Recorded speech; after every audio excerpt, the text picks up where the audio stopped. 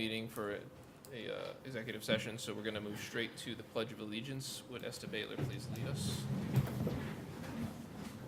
I pledge allegiance to the flag of the United States of America and to the republic for which it stands, one nation, under God, indivisible, with liberty and justice for all.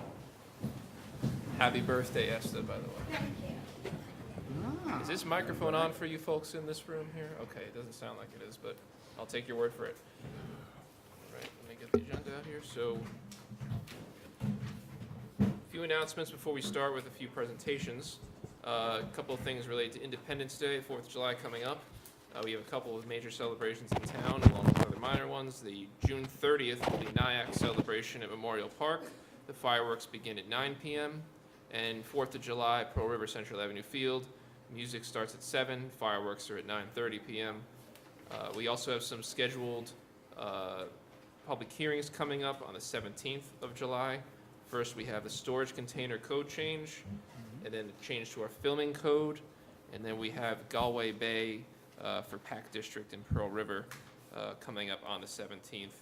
We also then on the 24th have 3 scheduled for potentially a continuation from today, a performance standards possible continuation, and another PAC district for the point continuation. Those will probably be voted on today, but just so you have it in your head. All right, so first we're going to have from Captain Don Butterworth a presentation of Lieutenant Jack Lyman Auxiliary Police Service Award. Captain Butterworth. Thank you, sir. Councilman. I just wanted to recognize tonight for the police department, myself and Captain Brown are here, the auxiliary police as a whole. They gave us a rundown that I gave to the town board a little while ago. They do about 3,000 hours of service to the town per year at different events, and it's dozens of events. And without them to help us with traffic control and different things such as that, we wouldn't be able to handle a lot of these events. So, you know, from the major events like the St. Patrick's Day Parade in Pearl River, to even some smaller events, maybe a large funeral, things such as that. They're there every time. They don't complain. They really, they're a top-notch operation. I've seen a lot of different departments, and they have great units as well, but this group could compare to any of them that I've seen. And tonight, the award's named after Jack Lyman. He was a lieutenant in the auxiliary police department. And I'd like to read what's on the plaque out by the courtroom down the hall. And I want to add that Chief Nolte, unfortunately, is not going to be here tonight, and it's not something he takes lightly that he missed. It's just he has an obligation he's not able to attend. But he truly appreciates everything you've done over the years. He had a special relationship with Mr. Lyman as well. So, you know, he's certainly missed tonight as part of this celebration. Jack Lyman served in the auxiliary police unit of the Orangetown Police for 20 years and eventually rose to the rank of lieutenant. He lived in Tapan and was a devoted husband and father of 5 children. He was an electrician by trade. Jack was a well-liked and respected man in our community. He was a familiar and welcome face around the Orangetown Police Department. Until his untimely death, Jack was one of the most active members who ever served the people of Orangetown in the Auxiliary Police Department. The Jack Lyman Auxiliary Police Service Award is designed to recognize a current member of the Auxiliary Police Unit who has shown the same dedication, devotion, and service which the police department enjoyed during the tenure of Jack Lyman. He is certainly missed by all of those who loved him, as well as the community which he showed so much devotion to. But one thing is for sure, every time we present this award in his memory, the Irish eyes of Jack Lyman will be smiling upon the people of the town of Orangetown, a community which he loved and served so well. And it was dedicated in May of 1995. And I just want to add, his wife, Eileen, was a longtime employee of the town of Orangetown that served this town greatly as well. I still, you know, miss that she's not in the hall. She had a great smile, and she was always somebody that we were happy to see. And I'd like to turn it over now to Marshal Becker of the Auxiliary Police Department. Thank you. Thank you, Captain Butterworth. On behalf of the Orangetown Police Auxiliary, I would like to thank you all for being here tonight to help us celebrate the Jack Lyman Award. Knowing Jack personally, he was my mentor and one of the finest human beings I have ever had the pleasure to work with. I thank Jack's family for being here, but unfortunately, for reasons not being said, they're not here tonight. That's, I think, our fault. I thank the Jack Lyman Award. I would also like to thank Chief Nolte, Captain Butterworth, Captain Brown, Lieutenant Shannon, Sergeant Ruggiero, and Sergeant Palazzolo for all the advice and help they give us throughout the year. And thank you all to police officers, the staff of the Orangetown Police Department. I also want to thank my staff. Without them, we would not function to the standards we maintain. So thanks to Captain Mike Conklin, Captain of Patrol, Lieutenants Mitch Saul and Wallace Horaci, Sergeant Jake Oldenberger, and Sergeant Kevin Conklin. Last and certainly not least, Administrative Captain Pablo Ramos, who handles all of the administrative duties and coordinates all of our details and keeps everything running smoothly. I would also like to thank the Town Board, Supervisor Chris Dane, for honoring us this evening and for all the support you give the auxiliary. Every year, we select an outstanding auxiliary police officer that has worked above and beyond the call of duty. He never said no to a detail and has always been there for us when needed. In addition, the person selected has done an exemplary, worthy, and Jack Lyman Award. This year, it is my honor to present this award to a very special auxiliary police officer, Andre Vitale. Andre.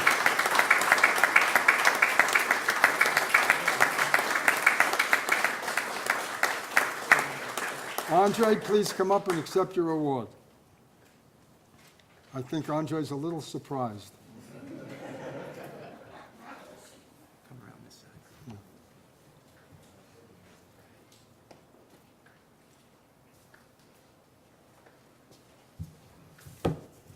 Andre, and this is with our pleasure.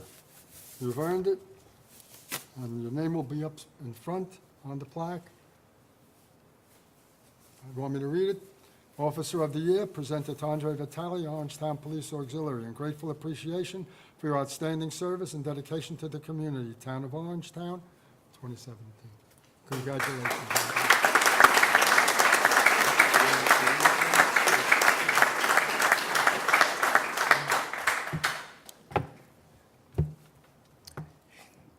He's nervous. I'm speechless. All I can say, I signed to do this. Never one day I was thinking about this. With all the great people that I work with, my officers, the police officers out there, I'm very, very proud to be here, guys, working with you. Thank you. Thank you. Thank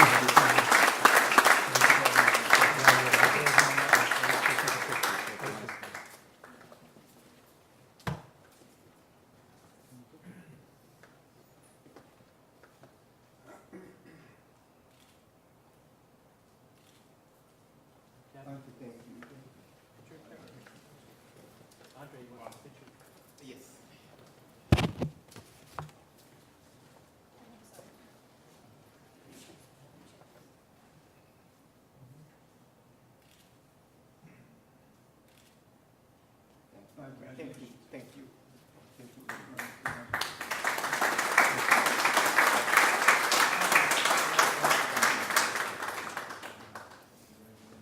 Thank you, Captain Butler. Congratulations. We really appreciate everything the auxiliary police do for the town of Orangetown.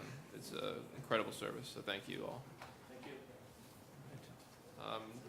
Moving on, if you guys want to we'll pause for a second, if you want to file out there and congratulate them in the back.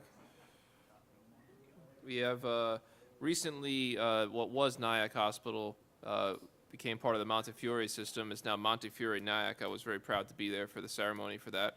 And I want to welcome Dr. Mark Geller of Montefiore Nyack Hospital, who's going to give us a presentation.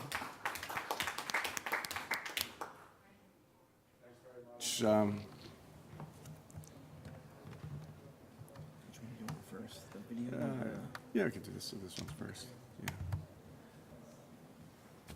I'm just going to talk a little bit first so we can attack. I want to thank you very much for your support at the Montefiore Nyack Hospital Day. And I want to thank Supervisor Day and the council members for having me here today. And I apologize, I have a little bit of a cold, so if you can't hear me, Just going to tell you a little bit about the hospital. First, a little bit about me.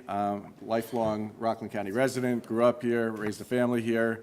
Was in a clinical role until 1989 when I took on the administrative role at Nyack Hospital. So Nyack Hospital is a 375-bed acute care facility. We're the largest acute care facility in Rockland County. We have about 2,000 employees. We're the largest employer in Rockland County. About 2/3 of the staff members are from Rockland County, so a significant portion of which are from the Nyack Village and from the town of Orangetown. Our ER does about 60,000 visits a year. There are a few things that are unique about Nyack Hospital. We're the only inpatient pediatric facility. We have 24/7 inpatient pediatric coverage. We have pediatric doctors in our ER. We're the only behavioral health unit in Rockland County that has adult inpatient behavioral health. We have the only prenatal clinic. We have the only multiple sclerosis clinic. We're the only trauma center in Rockland County, and that's why we're doing some work on the ER, which I'll show you in a couple of minutes. We're also a designated stroke center. We have certification from the American College of Surgeons for cancer. We're a breast imaging center of excellence, and we have a gold seal of approval for our joint replacements. About 4 years ago when I took the job, one of the things that I was tasked with doing was transitioning the hospital from an affiliation with Columbia to an affiliation with Montefiore. And in February this year, we completed the affiliation. It was official. And one of the reasons we did that was because we needed a different kind of partnership. The Montefiore Health System is about population health, and you'll probably be hearing a lot about this over the next several years. Population health focuses on what's called the triple aim of healthcare, which is improving the experience of patient care, which means patient satisfaction and quality. It means improving outcomes for populations, so healthcare for populations, and decreasing the per capita cost for healthcare. So we made that switch. We started the switch in 2014. We finalized it in 2015. And we began rebranding ourselves Montefiore Nyack Hospital, starting with the ceremony last week. Just some really interesting things that we're doing in the community as part of the Montefiore Health System. The health system believes that their community hospitals should be the most robust community hospitals that they can be. When we had our previous affiliation, we were judged by what we referred to that hospital rather than what we were doing in the community. And Montefiore is very focused on what we can do in the community. So they're really devoting resources and energy and clinical help. Just some very cool programs that we're doing. One is called ED Care Triage, where we're trying to identify folks who use the ER a lot, right? So what's the most expensive place to take care of a person? It's in the emergency room. So we looked at all the patients for the year 2017 that came in more than 10 times and tried to figure out why they're coming to the ER. And we put programs in place to help them not come to the ER. So we had partnerships with Meals on Wheels. People who were hungry were coming to the ER, not because they were sick, but because they were hungry. Substance abuse patients, patients with alcohol problems. So we put in place a number of things that we could do to help keep patients from using the ER as a place of first resort, but rather tap into the community and use community resources to help patients stay in the community, get treated in the community, and not present to the ER. Another very interesting program we have done is called Community Paramedicine. So we're partnering with Rockland paramedics to help patients who have chronic disease issues get care in the community rather than coming to the emergency room. So these are all kind of things that are part of the Montefiore DNA that we're starting to offer to the community. A few other things that we're doing: clinical trials for cancer treatment for patients who have failed conventional therapy. They now have access to secondary treatments that previously were only available in an academic setting. We're bringing cancer surgeons onto the campus so we can do more comprehensive and more complicated surgery at Nyack Hospital. And the Montefiore transplant team has actually opened an office in West Nyack so that patients who need transplant surgery can be seen in Rockland County rather than having to go to the city or to the Bronx or someplace else. Some things that are new in 2018 for Nyack Hospital. We're building a transitional care unit, so we're transitioning one of our floors from a traditional medical surgical unit to a subacute unit so that patients who need care, acute hospital care, but also need post-acute care, so rehab care, they can now get it at the hospital. It's not an either-or proposition. For those of you who may have seen last week, we moved our outpatient recovery center off campus and into the community. There's an opioid crisis. We're having significant issues with substance abuse. We decided to take that service off the campus of the hospital, put it in the community where it was more accessible and more private for patients. And it also has better access to public transportation. You've noticed that we've started rebranding. For those of you who have been by Nyack Hospital, we've started branding ourselves Montefiore Nyack Hospital, so the signage on the building is going up, signage inside is occurring as well, and that process will occur over the next 2 years. I just wanted to show what we're doing on campus. So for those of you who have driven by, let me just start from the beginning. You'll notice that there's some construction going on campus. So just to show you this, we're rebuilding the ER. So we're doubling the ER in size. For those of you who have been in the Nyack Hospital ER, that ER is built for about half the patient volume that we currently have today. So it was built for about 30,000 visits a year. We're doing about 60,000. So it's tight. It's everybody's in that one cauldron, so to speak. And so what we decided to do was embark upon renovating the ER and expanding it so we would make it the size that we needed for the patient population that we have. And this way we would separate pediatrics from adults, separate urgent care from acute care, separate trauma from the whole mix, and also have separate behavioral health ER as well. So what we've done is we're going to redo the entrance. So this will be a canopied entrance. And this space from here to here is now a parking lot. Actually, it's now a hole, but we're going to fill it in with a 2-story infill. The ground floor is going to be an ambulance bay, and we can now have multiple rigs pull up rather than one at a time. It'll be covered, it'll be heated, and the floor above will be what we're calling a medical village, where we're going to put primary care doctors and behavioral health folks who can help with our patients with behavioral health needs. So first, we'll just look at the outside.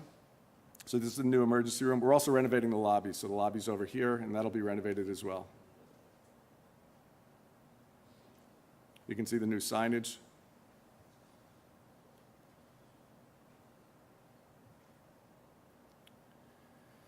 This is a new ambulance bay. So at least 3 rigs will be able to pull up. The second floor is going to be a medical village.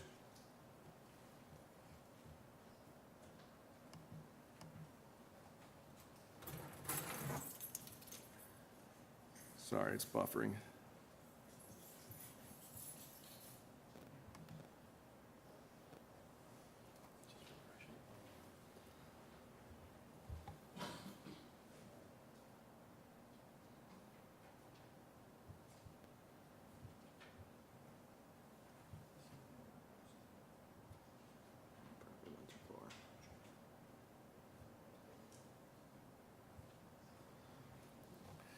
So you see the 2-story infill here.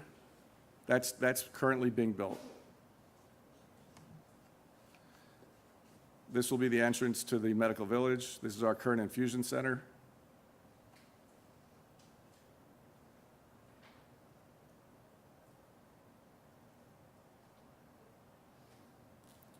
And then the next piece will take you through the patient entrance.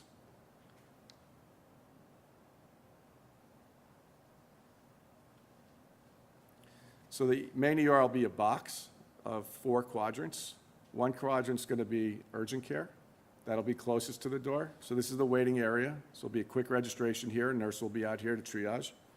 Just on the other side of that wall is urgent care. And down the hall to the left is pediatrics. So the things that turn over quickly will be closer to the front. Right now we have curtain stretcher, and the new ER will have solid wall, glass door. So everybody will have a private space.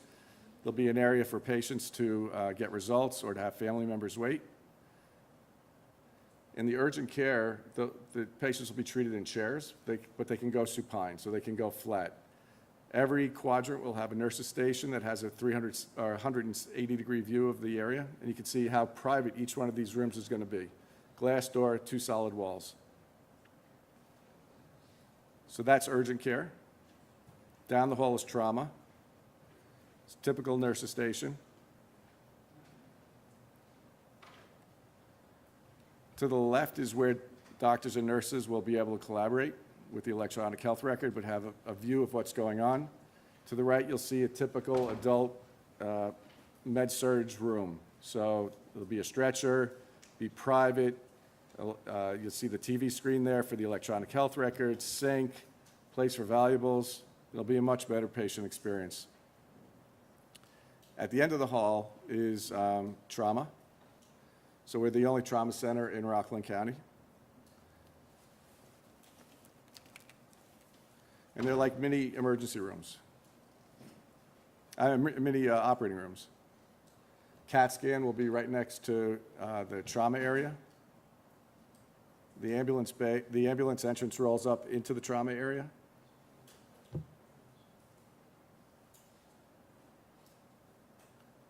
And that's another nurse's station. And I think at the very end, you'll see a floor plan. So if I stop it here, let me just go back.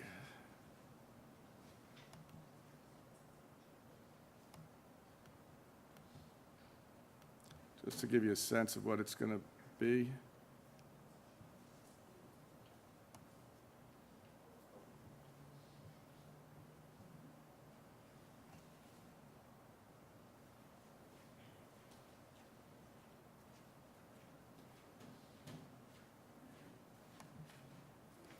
So it doesn't really show. Yeah, here we go. So this is the walk-in entrance. Urgent care will be just on the side of the wall of the waiting area, which is here. Pediatrics will be down here. These two will be medical surgical areas. This is the trauma area, and this is the new behavioral health ER. So we have a lot of behavioral health issues and a lot of substance abuse issues in Rockland County. Right now, they all go into the mix. What we want to do is keep them in the ER, but in a separate area where there are behavioral health counselors, psychiatrists, and behavioral health technicians to more appropriately take care of that patient population. So that's the new ER in a nutshell. The floor above will be office space. The lobby will be renovated. I have pictures of it, but I promised I'd keep it short. And I just want to show you one quick last thing. The other video is here. Yep. So this is something that's recently put out by Every minute of each day presents a new possibility. A morning run through the neighborhood, coffee at the local shop. For the members of the Montefiore Nyack Drama Team, each day is an opportunity to save lives in our community. And when a trauma happens, every minute matters. At Montefiore Nyack, an entire trauma team prepares for your care before you arrive at the hospital, so life-saving care can begin immediately. With the help of an innovative new technology, first responders communicate vital patient information with ER staff in real time. At Montefiore Nyack, the only state-designated area trauma center in Rockland County, is the first in New York State to have it. Our trauma team is ready 24/7 to provide comprehensive and evidence-based care for severely injured patients. Last year, to nearly 800 patients. Trauma surgeons, certified trauma nurses, and other highly trained clinical professionals working together with first responders to save lives. Trauma care at Montefiore Nyack. So last week, we had a survey from the American College of Surgeons. They do trauma designation. They're putting us forward as a level 3 trauma center. And we should have that formal certification in 3 to 4 months. So just wanted to give you a quick overview of where Nyack Hospital is, how we're servicing the community, and if you had any questions, I'd be happy to entertain them. Any questions? Or? We really appreciate it. Thank you. Some very exciting changes. Yeah, thank you very much for giving me the opportunity to share this. Thank you.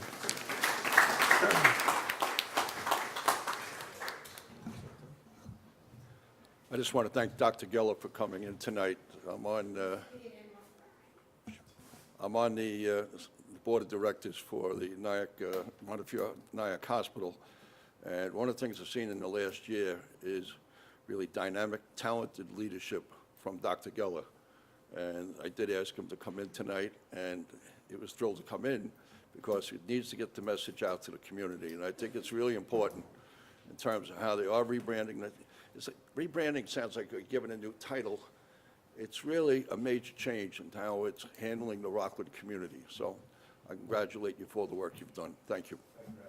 All right, great. So our last presentation for the evening is from back last year. The town authorized a bike study for the town of Orangetown, and that study is now complete. So James Meerdink will be presenting, and some other, I think you may have a couple other folks with him, the Orangetown Bike Study final recommendations from that. James, you want to? He's on his way in? Okay, great.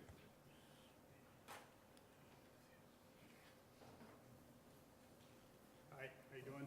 How are we doing? Thanks for having us today. I have 2 copies of the report here if anyone hasn't seen it, and there's some posters in the lobby as well of the bike network. And I'll also pass these around here. You guys might have these already. These are maps.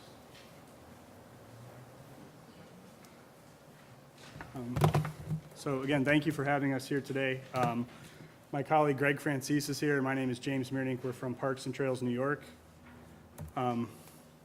So we were the consultant that was lucky enough to be chosen to do the Orangetown bike study.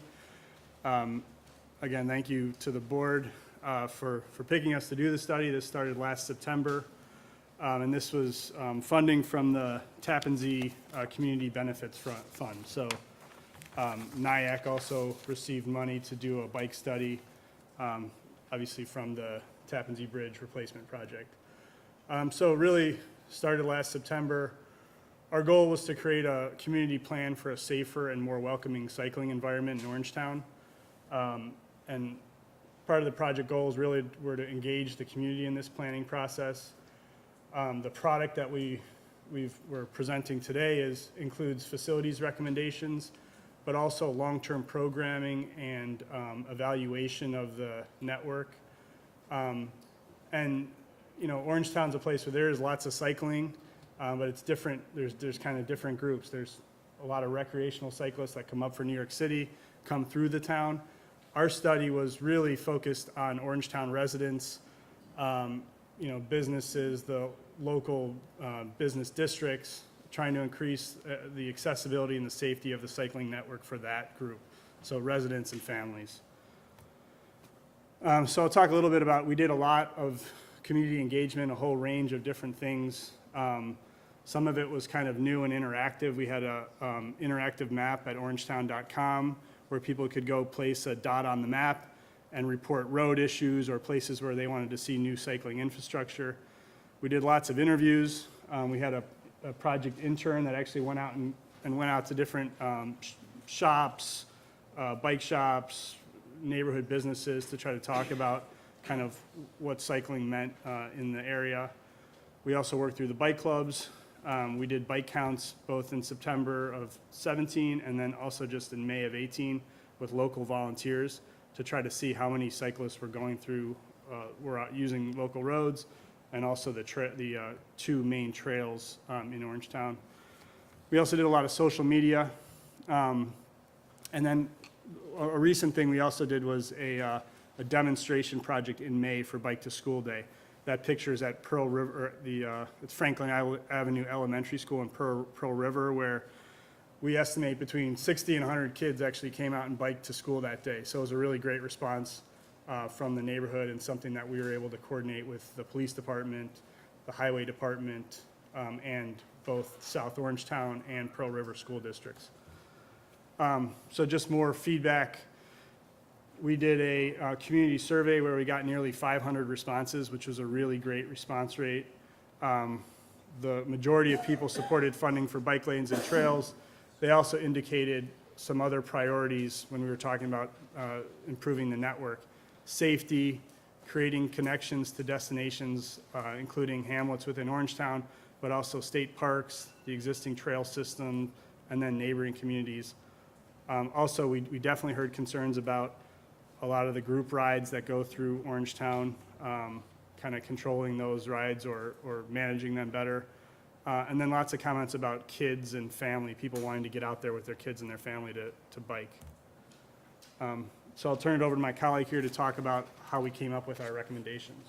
I'll just quickly go through kind of our recommendations. You know, we had, we had four criteria that helped determine, we basically categorized roads based on different criteria into four different roadways based on road speed, volume, and width. So we came out with these four different roadways that we called non-compatible, shared lane eligible, compatible, and compatible with protection. And there's a lot more detail about this in the actual plan, so I encourage you all to take a look at that. But the constraints that we saw in Orangetown were that a lot of roadways are narrow and they have lots of high vehicle volumes. So speed wasn't necessarily an issue, but we had a lot of limitations with what types of treatments we could propose. So obviously not every street is wide enough for a protected bike lane or even a bike lane for that matter. So we had to recommend some innovative things that would help people feel more comfortable on the roadways, but also not lead to widening the roadways or taking away roadway space where it wasn't really available to begin with. Our priority, as Jamie mentioned, was really connecting the rail trail, both rail trails and the hamlets and villages in the community. And what we did was we came out with these recommendations, and we looked at the map, we took a step back, and we have these four major corridors. So we have an east-west from Palisades to Pearl River corridor, so linking those activity centers and the several parks along the way with various different types of bikeway types. And then we also have... I'm sorry, I don't want to interrupt. Could you just talk in the microphone, because then Yeah, it's being yeah. broadcast. They won't be Sure, able to hear you yeah. when you're... Sorry. This microphone. You already... Does it move? All right, it doesn't move, but okay. So basically, so we also have an east-west corridor that goes from Pearl River to Blauvelt, so connecting the activity center of Pearl River to the public library and the trailhead in Blauvelt, and then linking some of the neighborhoods that are along the way in between. And then we also have the end of the trailhead up in Blauvelt near 5th Avenue, a little bit farther north, all the way down to Spark Hill, which uses the rail trail, and so linking those activity centers. And as this map may not show well enough yet, is that there's all different types of roadway types, and so we recommended many different treatments, and that is on this map right here.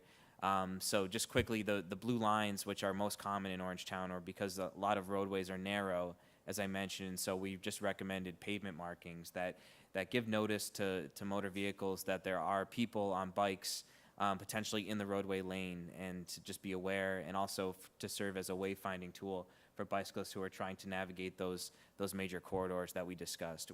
We also saw that there was room for some enhanced shoulders, so a lot of the shoulders on major roads are wide enough, and that they just need some pavement markings, maybe a bike lane stencil, and that intersections, maybe some protection at the intersections to make sure that turning cars don't turn into the path of a bicycle. And also, we also recommended some bike lanes where possible, though there weren't many streets that were wide enough for that. But we hope that as the network gets built out, more opportunities kind of present themselves to really do different types of treatment types that maybe weren't available at this time, but in the future, as more people are out on their bikes, become something more appealing to the town and to residents. This is kind of just a cross-section of a cycle track that we recommended on Veterans Memorial Drive. It's a very wide road that has a lot of shoulder space that potentially in the future could accommodate a cycle track, which is a two-way protected bike lane that has makes riders feel a lot more comfortable and gets them out of the way of moving traffic.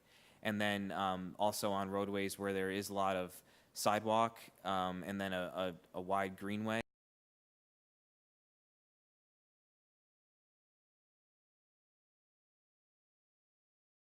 Between the sidewalk and the roadway, the potential to do a side path alongside the road, which is essentially just a trail alongside the roadway. So that was what we recommended on Gilbert Avenue near the Pearl River Middle School.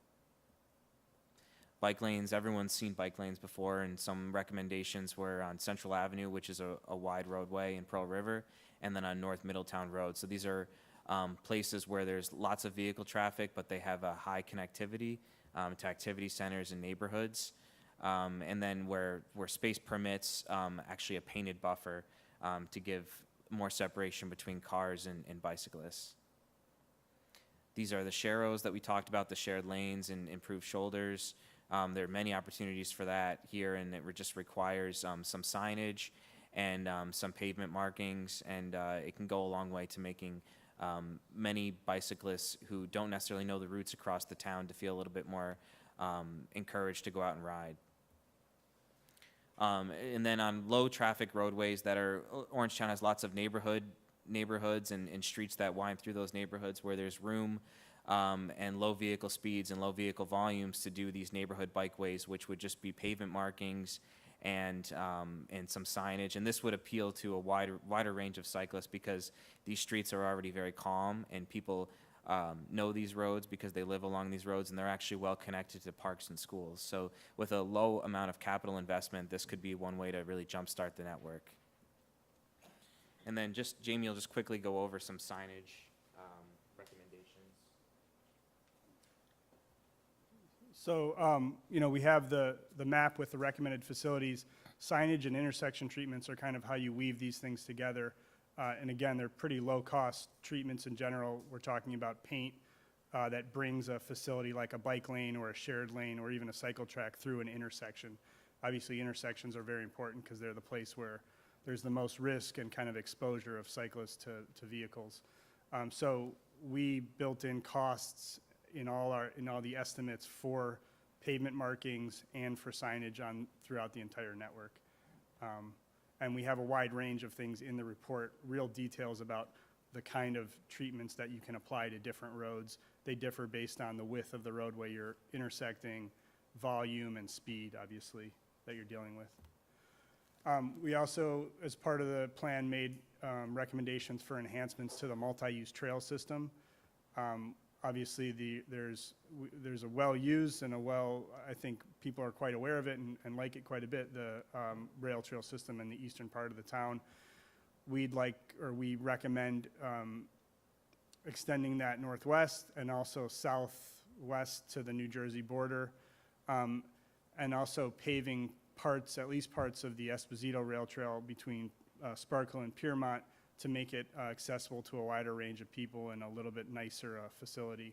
And then we also have, like the rendering you see in the top right there that's the Spark Hill Depot right north of there. It's a difficult intersection.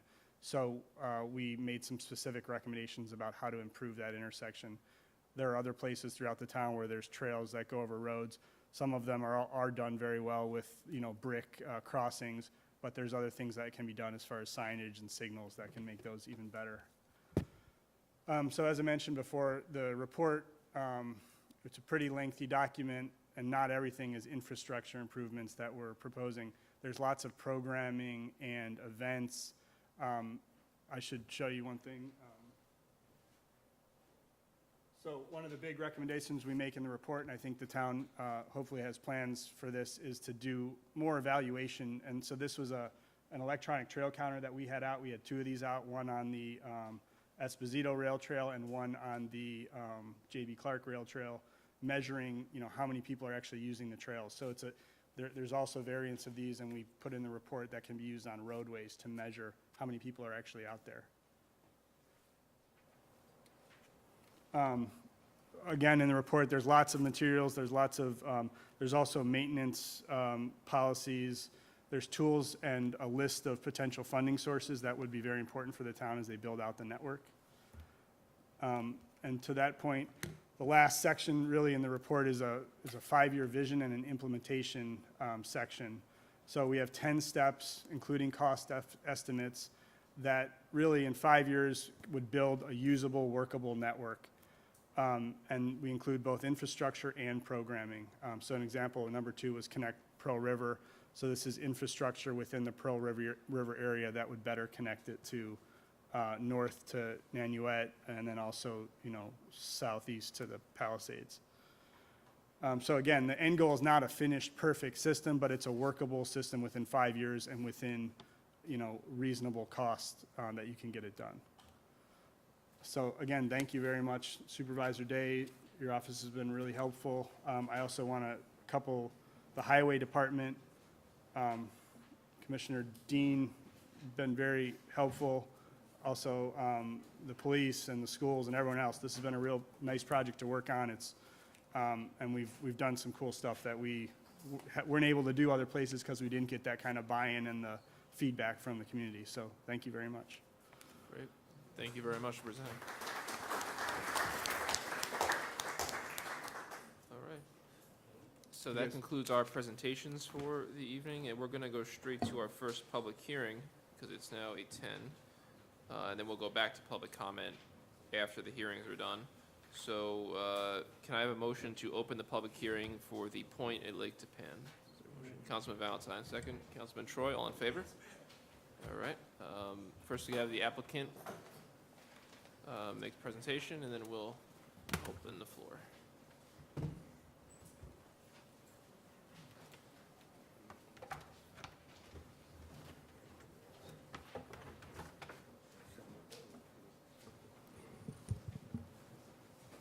I think while they're getting started, to the deputy clerk, he has a posting, if you just want to make that. Thank you.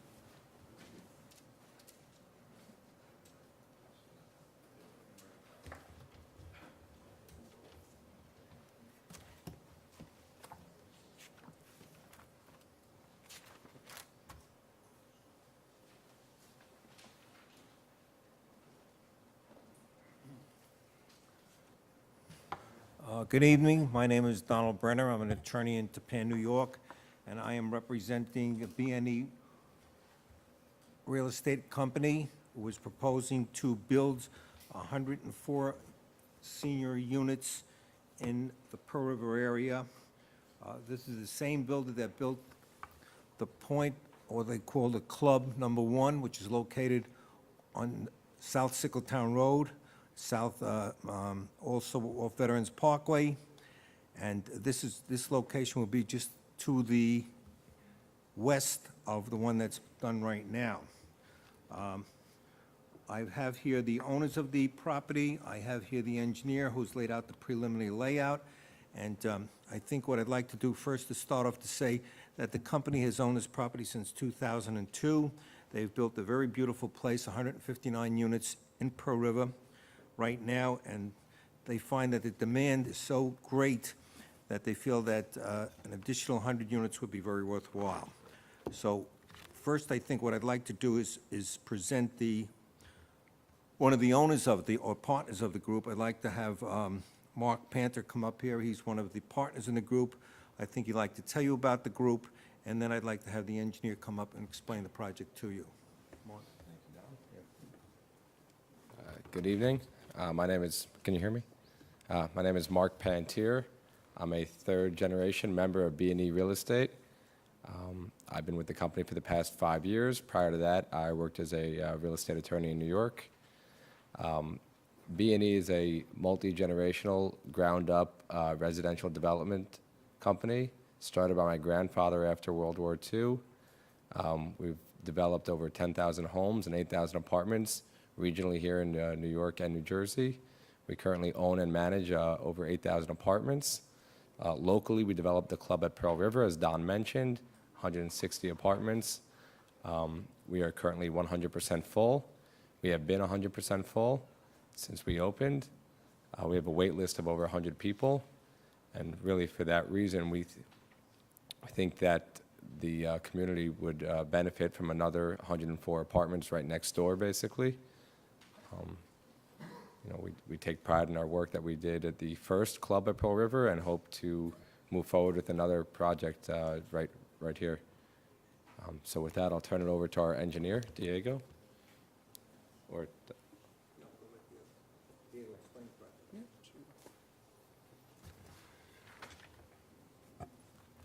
Good evening. My name is Diego Villarreal. I'm a licensed engineer with JMC.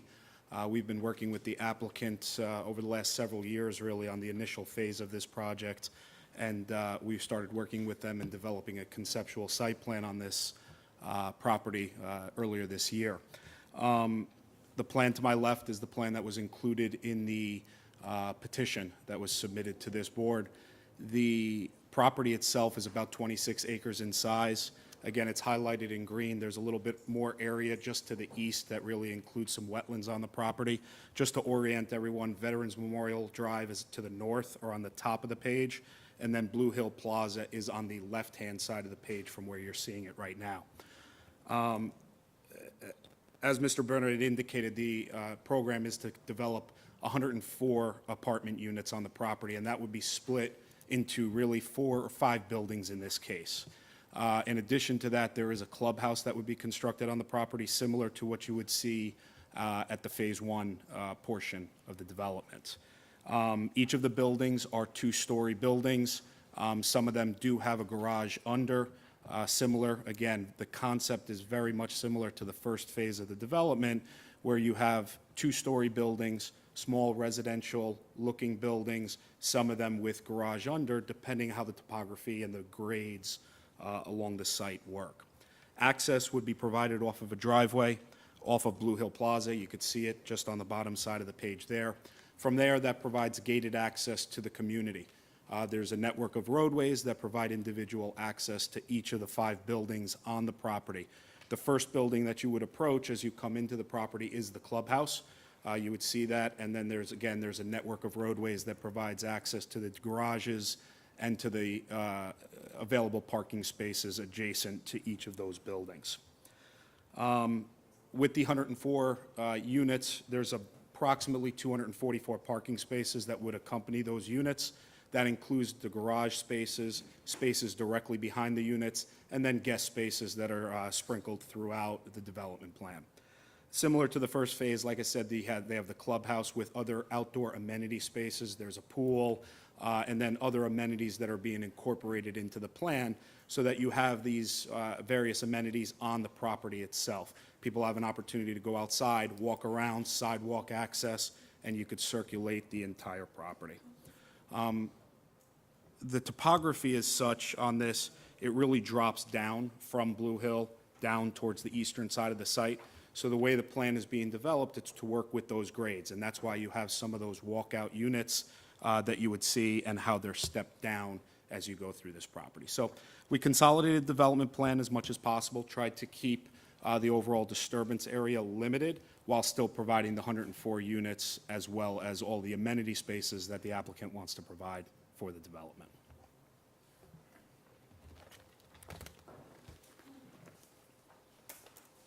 Now, as related to your statute, I'd just like to go through some of the elements that are involved. The gross lot area is 25.87 acres. The net lot area is going to be 10.7. There's going to be 104 units, apartment units permitted in your code, and that's what they're asking for is 104 units. The maximum floor ratio permitted is 0.35. The proposed maximum floor area ratio is 0.195, which is about 1/2 what could have been done. There is a maximum building coverage of 20%, and the minimum open space is 15.16 acres. Okay? We've given you in the information the kind of apartments that are going to be built. There's going to be 1-bedroom units, 2-bedroom units. The 1-bedroom unit is estimated to cost a rent of $1,900. The 2-bedroom units estimated to cost $2,400.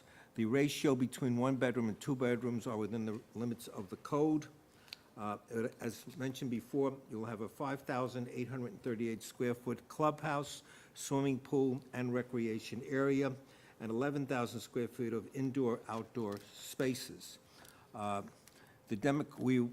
We definitely can assure you that there is a demand based on the fact that what we have in the Phase 1, where there's a waiting list right now of people trying to get into the units, which is over 100 people. Okay? In terms of taxes, we bring to the board's attention that the present real estate delivers a tax of $226,000. The senior complex will deliver a tax of $451,000, which is about 100% greater. It will put no demand on the Pearl River School District. It will be strictly a senior facility. We find that the location very favorable in terms of how it can be built. It will not change the character of the area. It will be adjacent to properties that will have this effect. It will have no effect on the school board. It will be a tax benefit. Water will be supplied by United Water. The town of Orangetown will supply sewer service. Gas and electric is Orange and Rockland.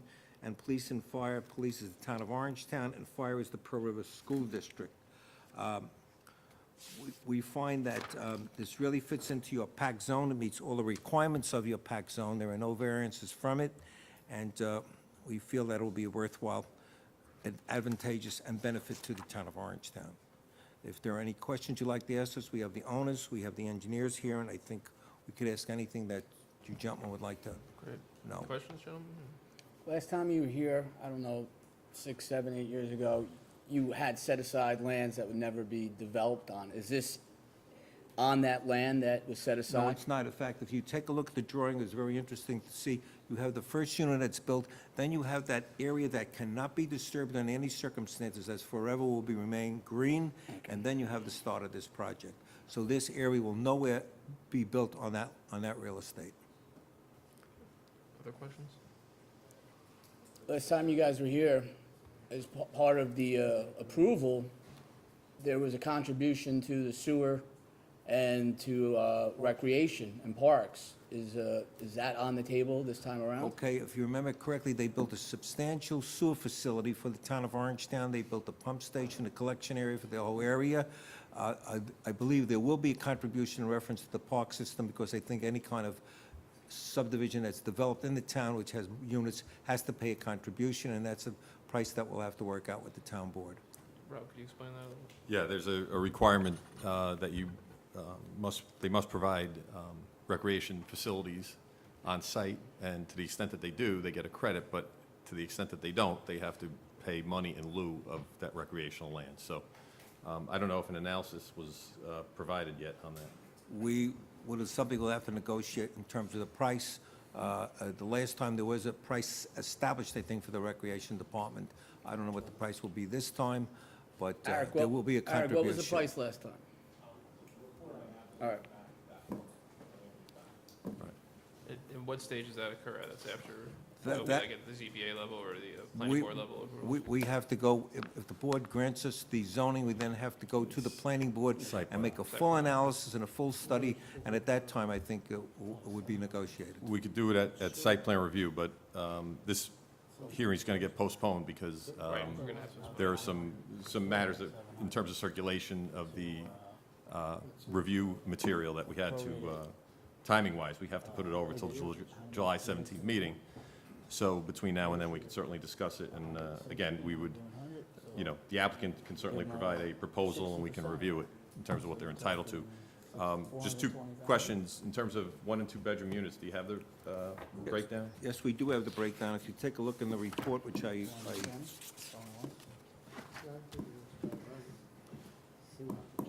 on page 2 of your report, you'll see we've designated the number of units which are 1-bedroom and the number of units which are 2-bedroom. And the ratio is within the requirements of the code. What's the number? What page did you say? Page number 2 of your report. We broke it up as to the buildings and to the units. You also have the detail of what the units will look like.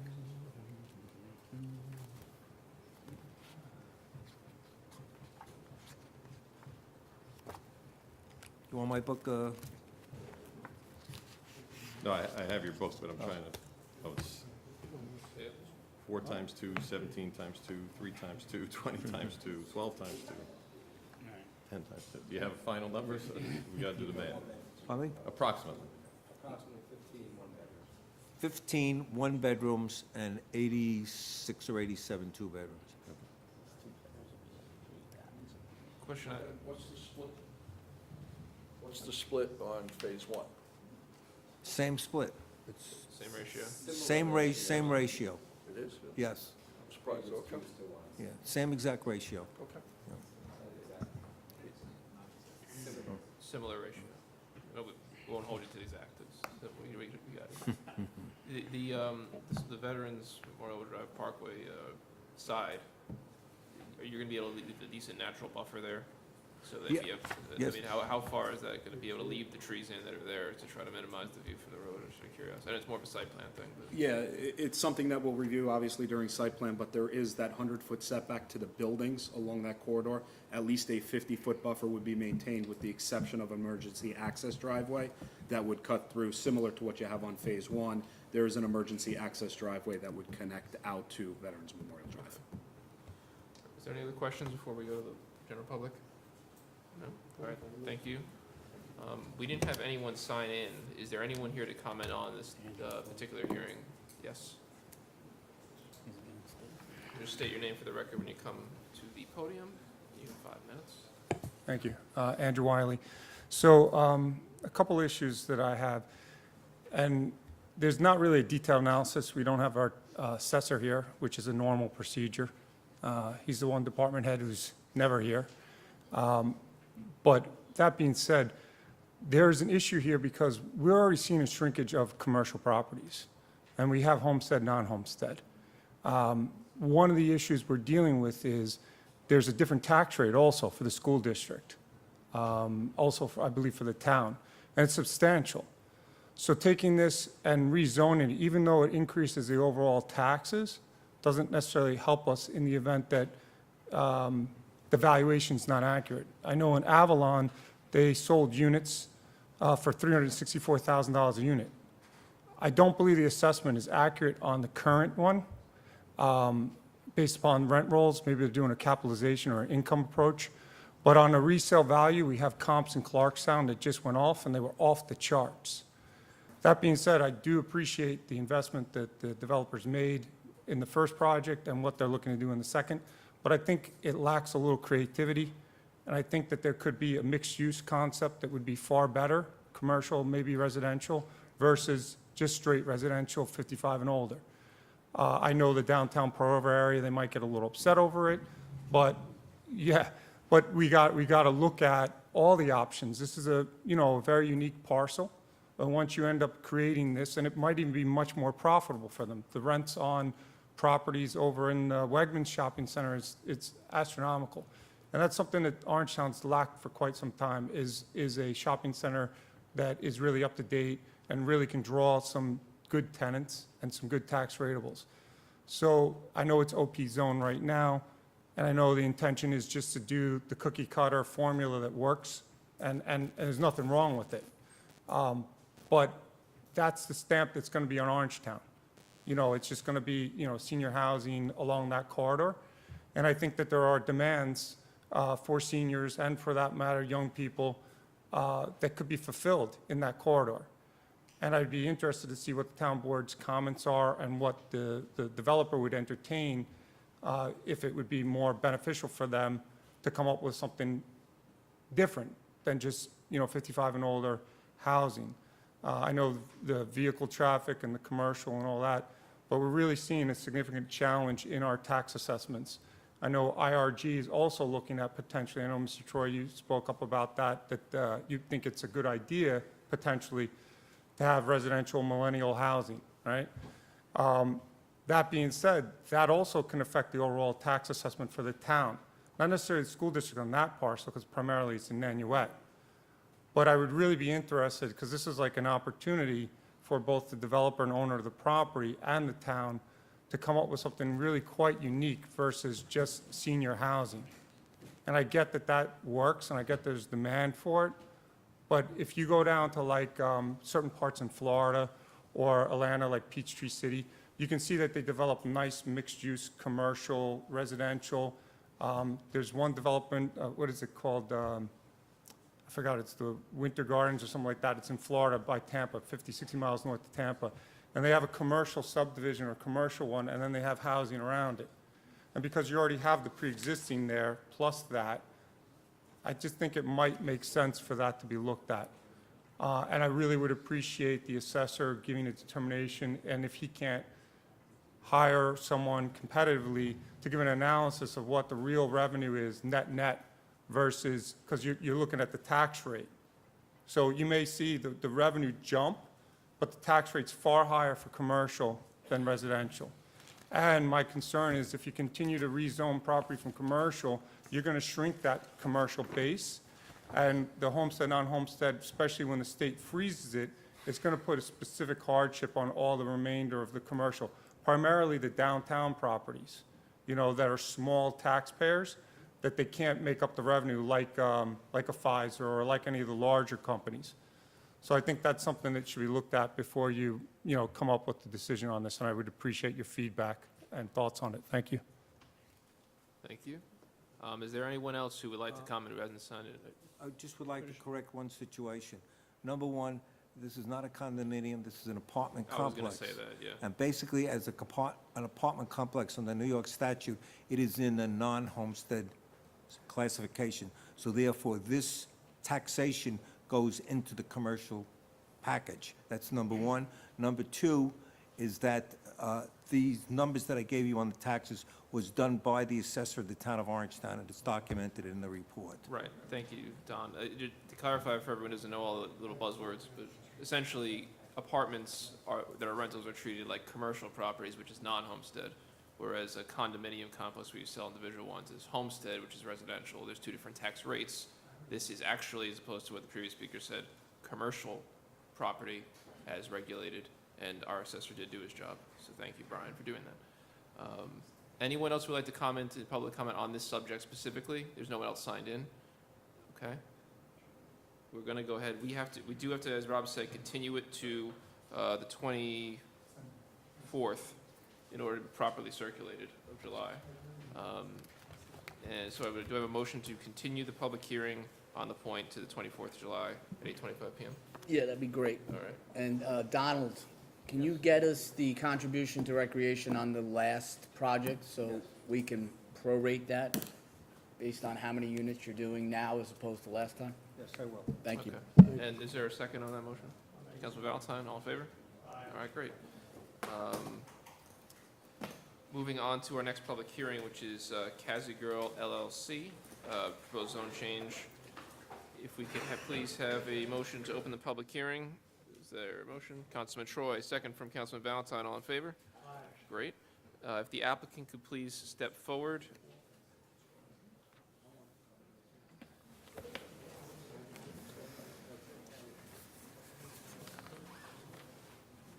Whenever you're ready. Good evening, Supervisor and Councilman. My name is Robert Rita, and I'm the attorney for the applicant, Cassie Girl LLC, in connection with the petition before you. With me today is the principal of the applicant, Dr. Ian Bauer, who's a doctor of veterinary medicine, who currently operates his veterinary practice at Palisades Veterinary Hospital across from Lowe's. He's been there for practicing in the town for over 15 years. He's also an Orangetown resident. Last month we did workshop this petition, so I don't want to drag it out any longer than it needs to. Just to summarize, what we're looking to do is the subject property is currently, subject property is 37 Hunt Road in Orangeburg, and it's currently zoned in the LIO zone. We're seeking a zone change to R80, which is, would bring the existing conditions more into conformity with the zone. Currently, there's a single-family dwelling on the property. It's a 1.4 acre property, but bringing it to the R80 zone will bring it more into conformity with existing conditions. The goal is to have Dr. Bauer, if we get our zone change here, to go to the ZBA and seek a special use permit so that he would be permitted in the R80 zone to open his veterinary practice. We believe that this is the best use of the property, and if you actually look at the zoning map, you'd see that the R80 zone is to the east, to the north, and to the west. The LIO zone is simply to the south. All we're asking you to do is pull that line down to include this property in the R80 zone, which again would be more consistent with existing conditions. Obviously, our ultimate goal is to bring this into a commercial use, which would draw some much better rateable than its current use as a single-family home. It's not going to have any significant impact on the surrounding properties, and I think this would be the best use for this particular property, and it's not a significant change that we're seeking. So with that, if the board has any questions, I'll be happy to answer them. And The property is an animal hospital. It's not a animal boarding. that's correct. It'd be, what we would be seeking our special use permit for would be for the veterinary hospital. There would be no boarding on site. On occasion, I suppose, a post-surgical pet patient may need to spend the night, but there would be no boarding facilities at the site. It's not permitted in the zone. Any other questions? We'll open up to the public. Yeah, okay, thank you. And we're going to take, we have one person signed in, Mike Mandel from Pearl River. No? Oh, you may sign in the wrong one? Okay, there you go. That answers that. Any other people who did not get a chance to sign in who would like to comment on this public hearing? Hold on. Is it a question about whether you should comment right now? Yeah. Go ahead. Will there be an opportunity to comment about the bike lane presentation? Yes, that's going to come after this. Yeah. I'll let you know when that's up. Yeah, thank you. Anyone here to speak on the Specifically this this topic. zone change? Okay, great. I was just wondering, could I say, where is it located? It's, It's a fair question. Where is it located was the question. the address is 37 Hunt Road. 3700. Eileen, it's right next to the new, Assisted living assisted facility. living they just built. By the little, between the fields. Little League fields Oh, and there, right here or something? right there, it's in the back, you wouldn't, Well, we need hospitals for our pets. Yes, we do. Okay. The ironic thing is, I think there's 3 hospitals, and I looked into it. Most of them are non-conforming uses because they just were built so long ago, but they don't conform with today's zoning. But this will allow it to conform. I have no problem. Already, that's Yeah. something else. Yeah. Up the zone.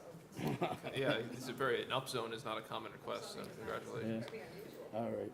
All right, so let's, you seeing that there's no no comment, do I have a motion to close the public hearing on? Nope. Okay, so Councilman- Supervisor, I'm sorry, before you do that, just for the record, the petition was properly noticed and posted, and I do Okay. have the affidavit of Good, and you have to give posting. it to the clerk once we're wrapped up here. So Yeah, motion to close public close from comment. public comment from Councilman Divany, second Councilman Valentine, all in favor? Aye. All right, following that, we have a resolution to declare lead agency with respect to SECRA. Is there a motion? Councilman Troy, second from Councilman Divany, all in favor? aye. Okay, there's a few more pages of what that actual content of the resolution is. And 6, this is the resolution to actually adopt the zone change in question, shift from LIO to R80 for 37 Hunt Road, Orangeburg. Moved by Councilman Divany, second from Councilman Valentine, all in favor? Aye. All right, congratulations. Oh wait, do we need to do a roll call on that? I'm It sorry. looks like it. We do actually do a roll call. All right, so 1 second, you don't have it yet. We have to go by name. All right. On a roll call from the clerk, please. Okay, Councilman Troy? Yes. Councilman Divney? Here, yes. I don't hear. Yes. Supervisor Day? Yes. All right, now you're good. Congratulations. All right, moving right along, we have our final public hearing of the evening. This is on our performance standards for particulate matter and odor. Our intent and hope was that this would be the final version tonight. However, the comments from our special counsel for this came in this morning or yesterday evening from Carter and Carter Ledyard, the ones that are specialty lawyers on this. Our counsel, what's his name, Sander Bonville, got his stuff good in, and this one came in late. It wasn't their fault. It was just we're trying to squeeze it in and get it done. So we are going to have to renotice this one more time, and have one more hearing on it. All right. In July. What are you gonna do, July 24th? Yeah, I think it was the 20. Well, we have it written down here. I think continuation. All right. What's it? Well, it's on here. Yeah. Did we vote to open? We didn't open it yet. I'm just Okay. prefacing it so no one gets up to say something about something that's already being extended if they don't want to. Okay, so we're going to extend this to continue it to July 24th. So we have to open it, then continue it. So All right. if someone's here to talk, you're welcome to. I would welcome the input. I just don't want you to think we're voting on it today before you get up there. All right, motion to open. Motion open from Councilman Divany, second from Second. Councilman Valentine. All in favor? Aye. All right. We have no one who has signed in on this law. Is there anyone who would like to speak regarding the performance standards tonight in the public hearing? All right, seeing none, I move that we continue the public hearing to the July 24th regular town board meeting at 8:15 Second. PM. Actually make the 8:05 PM because we're not continuing Casa Grill. All right. Second from Councilman Divney. All in favor? All in favor? Aye. All right, so it's 8:05 Alright. PM, All right, now we can go. 7:24. We can go to public comment. Now, we are in public comment. Do you have a motion to open public comment? Motion to open public comment. Councilman Divney, second from Councilman Valentine. All in favor? Aye. Aye. Great. All right, we have two people that signed in, and then we will have anyone who has not signed in who would like to comment. Esther Baylor from Spark Hill. You have 3 minutes. And Venture. this is You did put Spark Hill on the paper, to be fair. Oh, He's the counsel. yeah, Chris, let counsel for, Oh, I don't, we He did was close it outside. out. Yeah, I don't think he intended to comment. I think he was just here. no, but he might be waiting. Yeah. Yeah, were you waiting to speak on the subject for the hearing, or were you just, there was no comments? We're keeping it open to the 24th? Okay.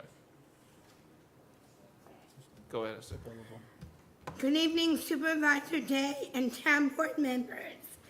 Hi, my name is Esther Baylor, and I'm a consumer who lives at the Kathy Lucas Independent Living Center in Spark Hill.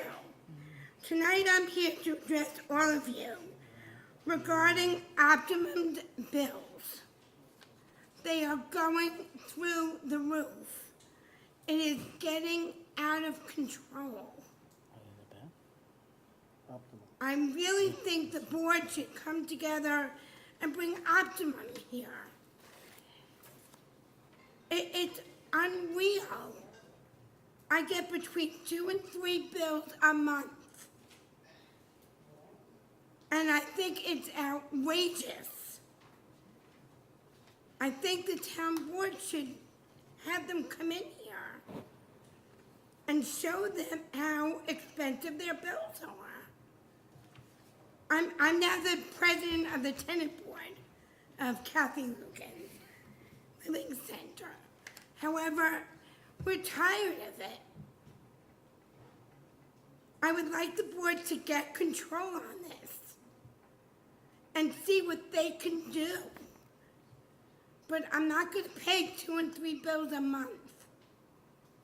My last bill was $463.48. Oh. It's unreal what they're doing. People who are disabled, who aren't working, can't afford it. But I'm asking all of you on the board to please bring Optimum in here and let them hear what we're dealing with. I just got another bill for $196.48. Esther, is that for the whole complex or you? Yeah, no, it's all of us. We are outraged.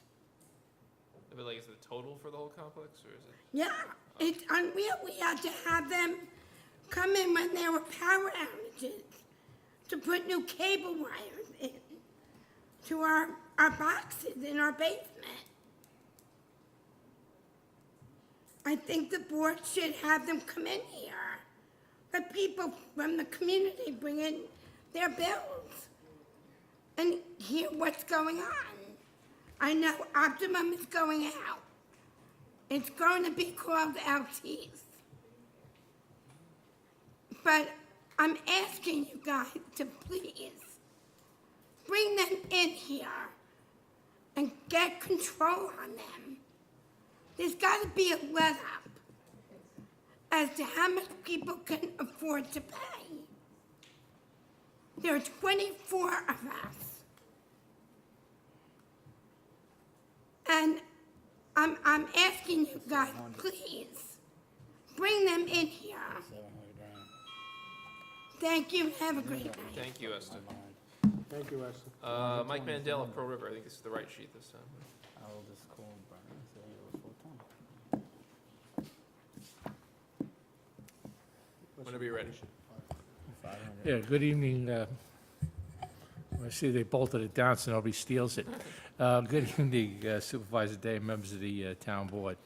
Just two things. Want to thank you for mentioning the Pro River fireworks. Come on out at 7 o'clock, enjoy the music, dance, picnic, and at 9:30, the fireworks. Support the local businesses while you're there. We would appreciate that. And in support of the fireworks, besides the donations from businesses, professional groups, and donations in front of ShopRite and residents of the area, there's a carnival being held the 28th of June through July 1st in the Central Avenue Field. That money goes towards the payment of the fireworks, the band, and everything else that goes along with it. So Thursday and Friday nights, it's from 6 to 10, and Saturday and Sunday is from 2 to 10, so please come out and support it. This is the second point. In regards to the recreation money from the Point, or also known as the club, it would be nice if we used it for anything else other than fields. That's all it seems to be. It would be nice if we used it for the senior center that the supervisors recommended. We've discussed that already. Okay. Or for the park along the reservoir, which would be used by seniors, and us younger people too would be walking along there too. So thank you for your time. Thank you very Thank much. you. Yes.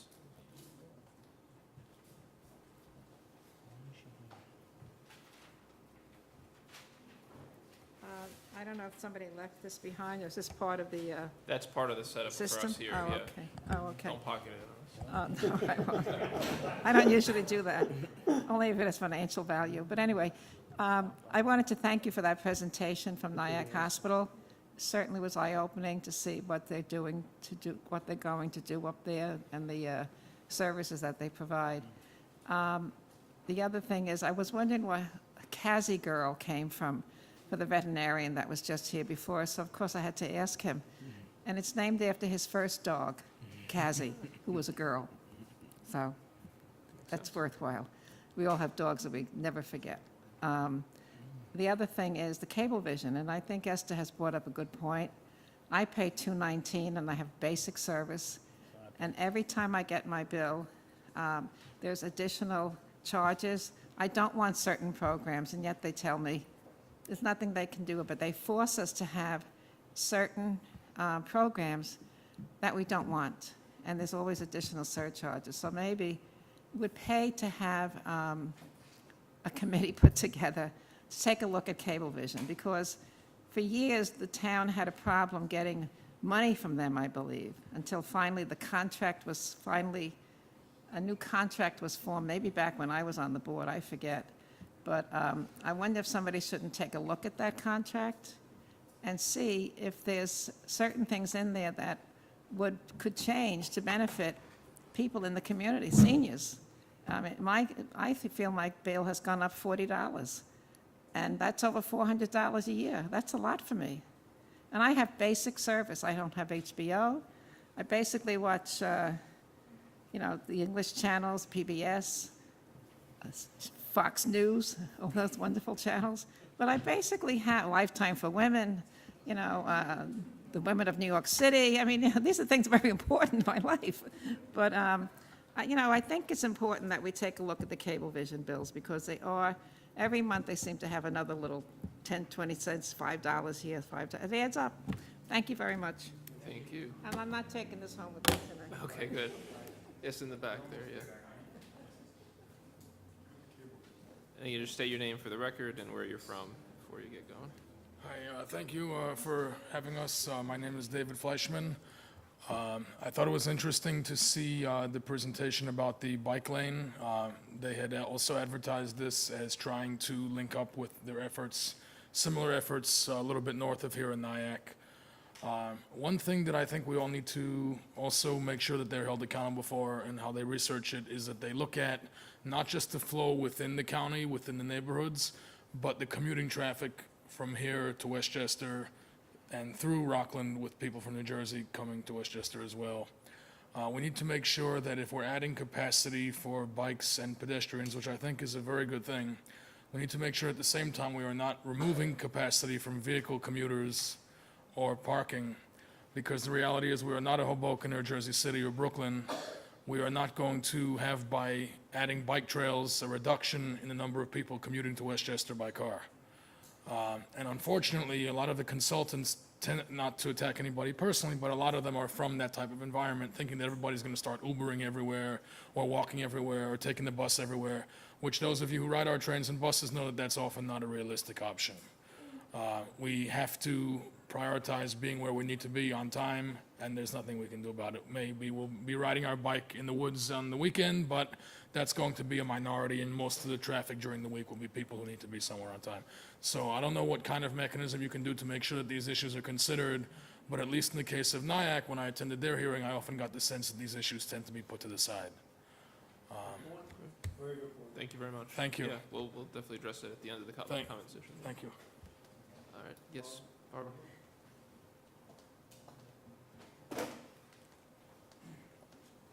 Hi, Barbara Dello from Blauvelt, and I also agree with the last speaker about the safety and the concerns of the drivers, and the safety also of the bicyclists, in addition to the, the environmental benefits of riding and the health benefits of riding. But I wanted to say two things. I had spoken a while ago about Orangeburg Road and the traffic along there, and it must have struck a nerve with somebody, because someone came up to me and said, they also speed along Leicester Drive, which is where I live, and it's kind of dangerous for the residents who live along there. So I thought I'd pass that along. And then the second thing I wanted to talk about was the proposed changes to the local law of the town code regarding commercial filming.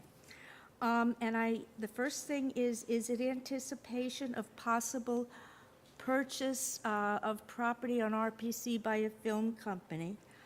And then I wanted to say, reading from it, it says, such filming activities may create a threat to public safety, health, welfare due to the time, location, or duration of filming, or may unduly interfere with vehicular or pedestrian traffic. So because of that purpose, you're making the regulation or updating it. And I wanted to say my son had a picture filmed at his house, and it was quite a disruption. And for him, he did get a stipend, but it was a disruption to the whole block. And I noticed as I read through this proposed piece of town code that there's quite a few protections for town properties, but there's much less regulation for that protects the residents.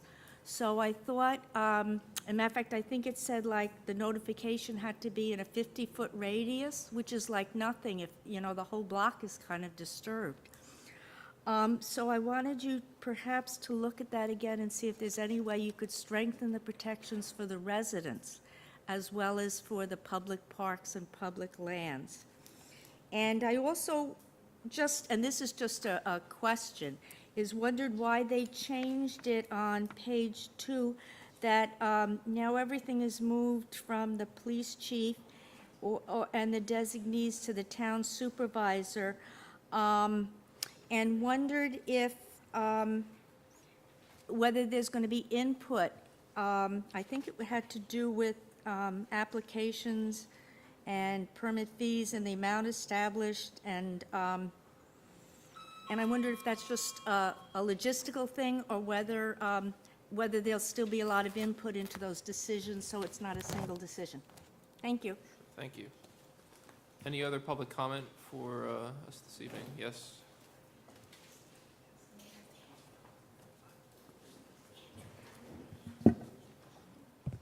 Andrew Wiley.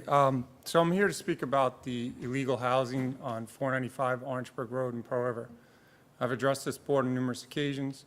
I've had a meeting with Mr. Magrino, Mr. Day, Mrs. Slavin, and gave documentation basically demonstrating that the applicant or the person who made the application basically lied and filed a false instrument with the town and has received great benefits from that. Has an open permit application, which is they applied for a permit, town requested documentation.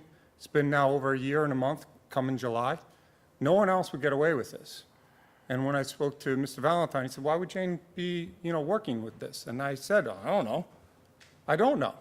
I don't know why no violations are issued and why that property owner is not being allowed their due process in court, and why the town attorney has not taken action, and why the town board has not held the department head accountable. Instead, I get, well, we're in communication, they're cooperating. Well, if cooperating is waiting a year for 3 documents, architectural plans, energy code, and elevation plans, and they required a sprinkler system, and those people, that family's living there with no certificate of occupancy. No one else in this town would be allowed to live in a building with no certificate of occupancy. And yet now for over a year, turned a blind eye. And I'm still looking at this saying, what is this?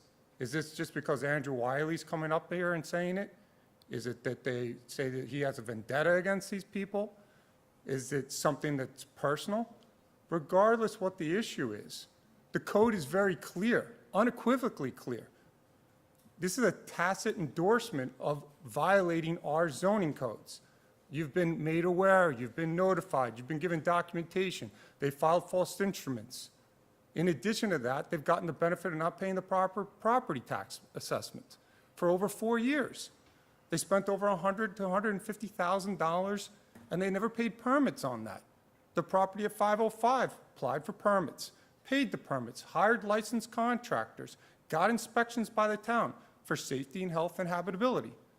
This applicant doesn't do it. And then they have the gall to go and file an application for window replacements. But meanwhile, they won't even supply over a year the documentation that was requested by the building inspector. So what does this say to the building inspector who asked for that? This is not unreasonable. I waited 3 months since April to come here to address this board again. And I think it's wrong to send that message, because let me tell you something, everyone else is going to start taking the same approach, because if they don't have to do it, guess what? I'm not going to have to do it. And other people aren't going to have to do it. Now, I wasn't going to speak on this, but I see this item 12, and I'm concerned.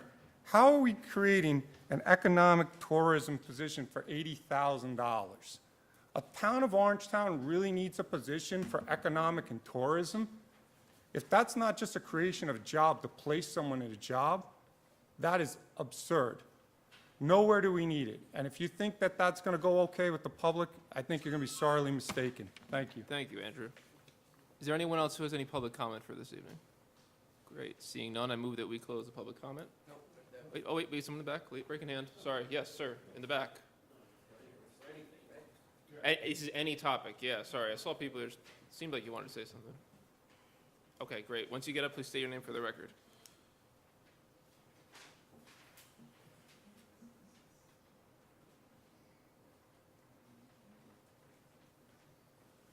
My name is Tim Flood. I live in Pearl River, and I can eliminate half of this if I could just ask the town attorney one question. Go ahead. Is the town code, the noise code, in force still, as it's written on the town website? That would be a question for police and or the building department, but it should be. You can go ahead with your comment, though. It's not a back and forth. It's not, so your town attorney can't give me... You have the public comment, we respond, Okay. but he just All said right. it's not his responsibility. We were wondering, I live at the corner of West Central and South Servin.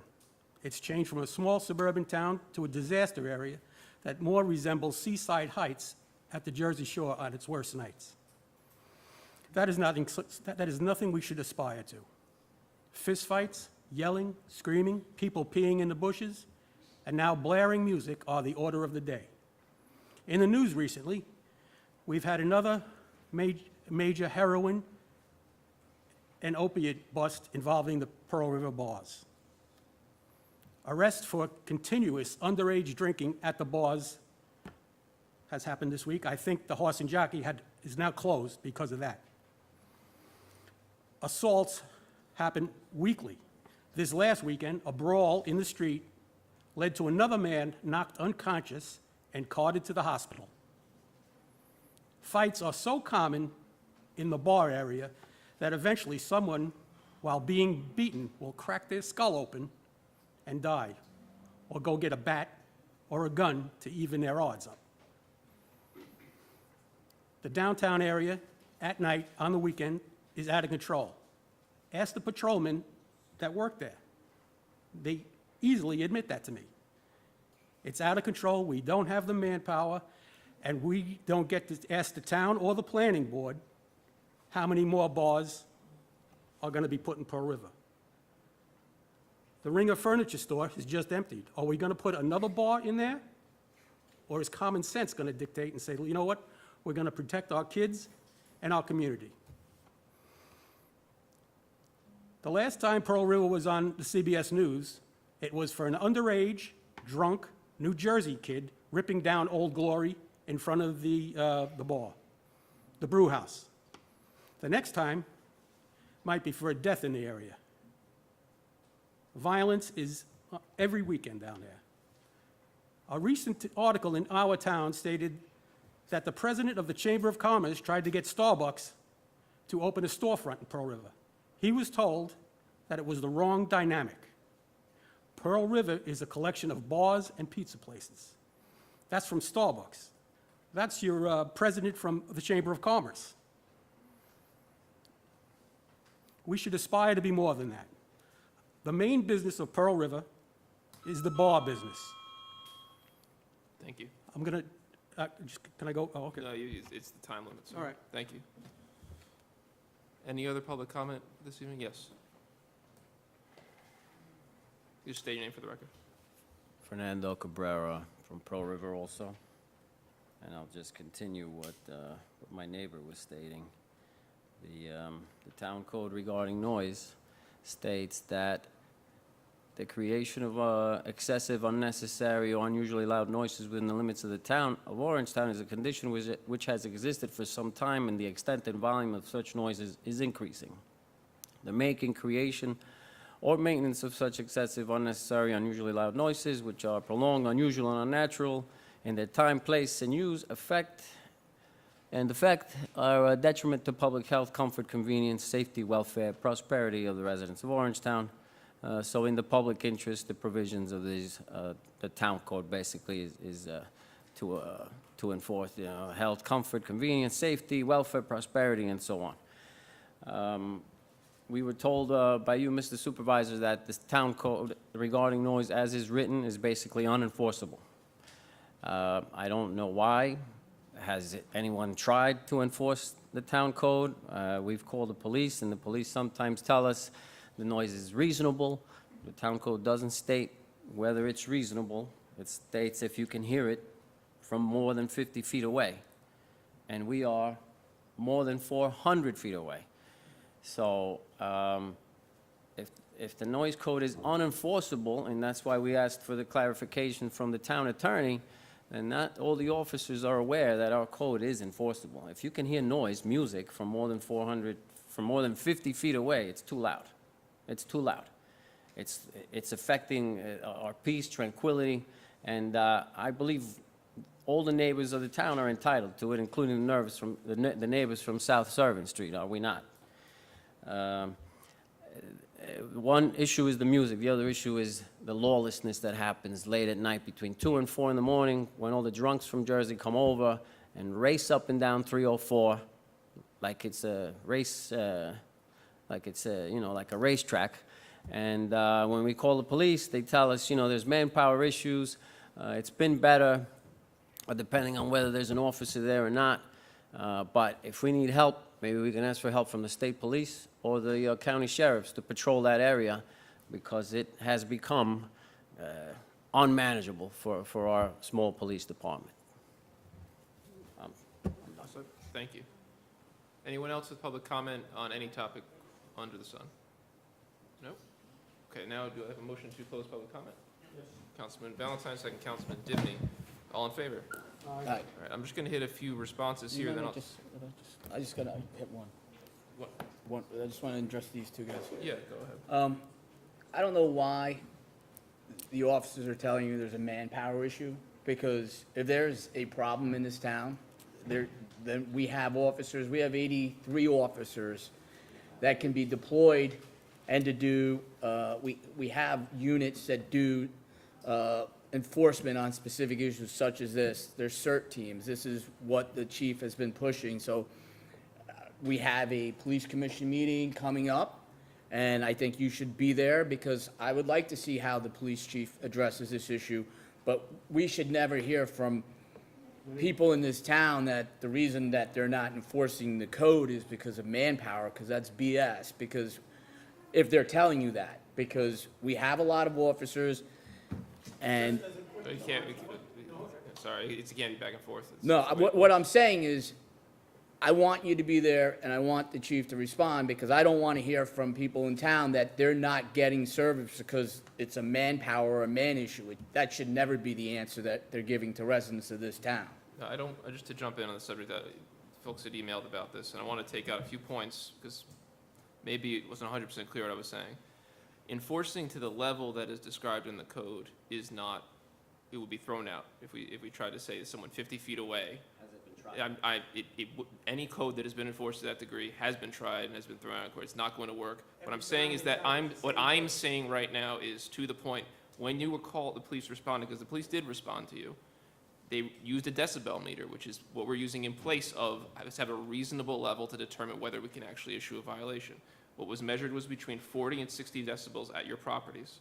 So that between 40 is a babbling brook or a computer, 50 is light traffic or a refrigerator, and 60 is equivalent to conversational speech or an air conditioner.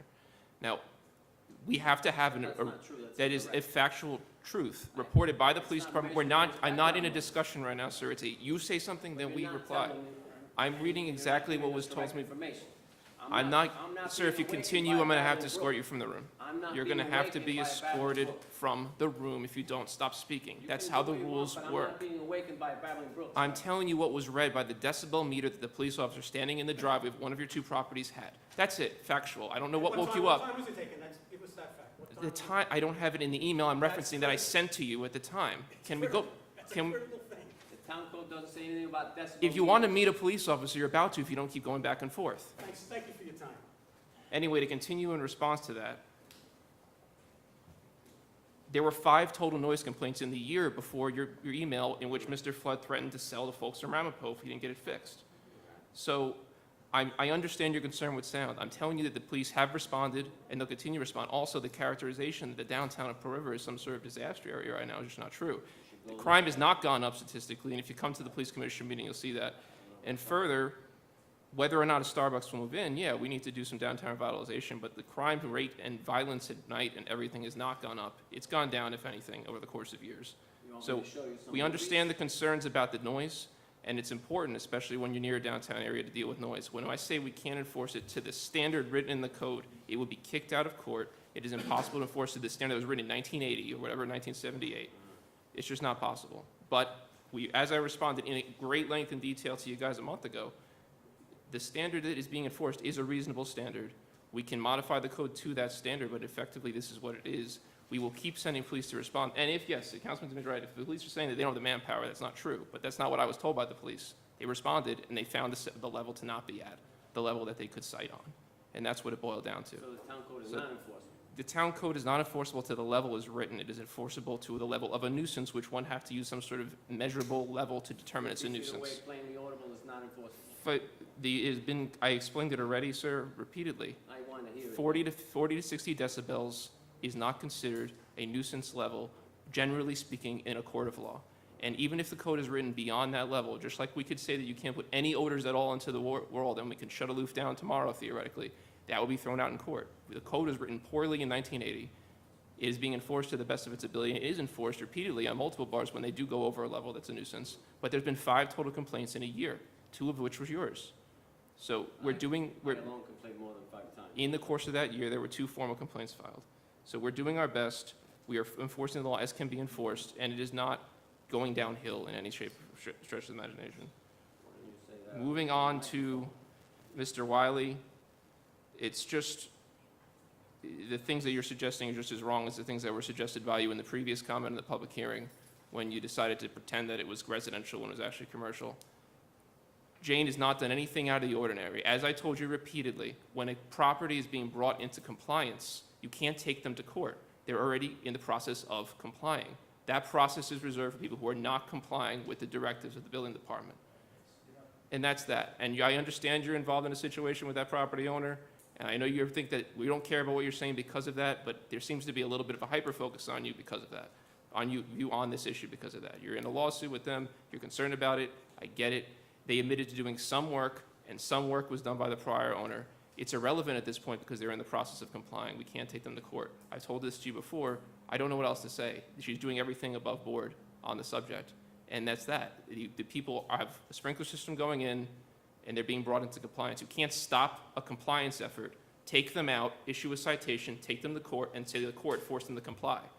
The court will laugh you out of the courtroom. They are being brought into compliance. So as I've explained before, it's happening. No one is in danger. Thank you. Barbara, to answer some of your questions for the bike study and speeding on Leicester, I live on Leicester. There is some speeding there, but the police will do targeted enforcement as they can. Obviously, and to touch on this in the film code things, we're not voting on the film code tonight. It was set, public hearing was set. There is additions to the film code to deal with the disruption to that's one of the changes. So you cited stuff that was already in the law from previous. So the changes are to increase the amount of compensation, require compensation of folks within a 50-yard radius at minimum, which can be extended by the police chief and by my office, who the designee will be. Going back to that, the designee, the economic development position, is a position that's going to be funded by these film permits. We've already made $100,000 this year more than what was budgeted for the entire year in film permitting, and this person is going to supervise film permitting and actually recruit people to film on town property and thereby increase it more.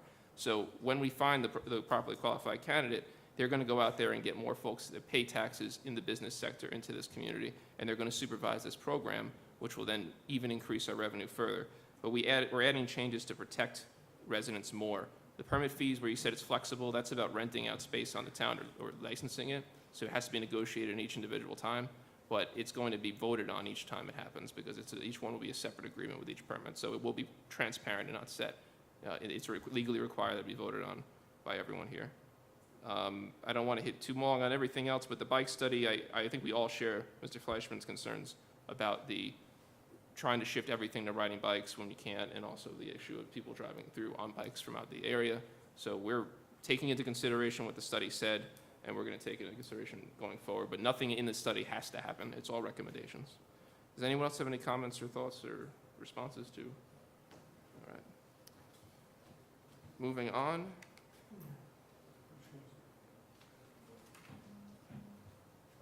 We're on point 9 now, I believe. All right, so we have a resolution to schedule our special town board meeting regarding the town budget on September 8th of 2018 from 8 to 1 p.m. Is there a motion? It's page 11. Councilman Troy with the motion. Second from Councilman Valentine. All in favor? Okay. Number 10, resolution to approve the agreement for business expense advisors. They will get 50% of all savings they identify over a period of 24 months if they identify savings. If not, then they don't identify it. This was the one we did a few $1,000 outlay at the beginning for. Is there a motion? Councilman Troy, second. Councilman Valentine, all in favor? Okay. Albright Electric, this is the maintenance contract for our LED lights that are in the process of being wrapped up. The install of the LED lights is done. We're just doing the checkup on all of them right now. So we're getting the payout from the finance stuff from NYSERDA in one lump sum, and then we're signing a service agreement with Albright to take care of the LED lights that we are now responsible for. Is there a motion for this one? That's for 10 years. 10 years, yeah, but that was already something that was committed to when we when the board previously, before I came in, did the LED things, just we're restructuring it, so it's coming directly from us. Councilman Valentine with the motion, second from Councilman Troy. All in favor?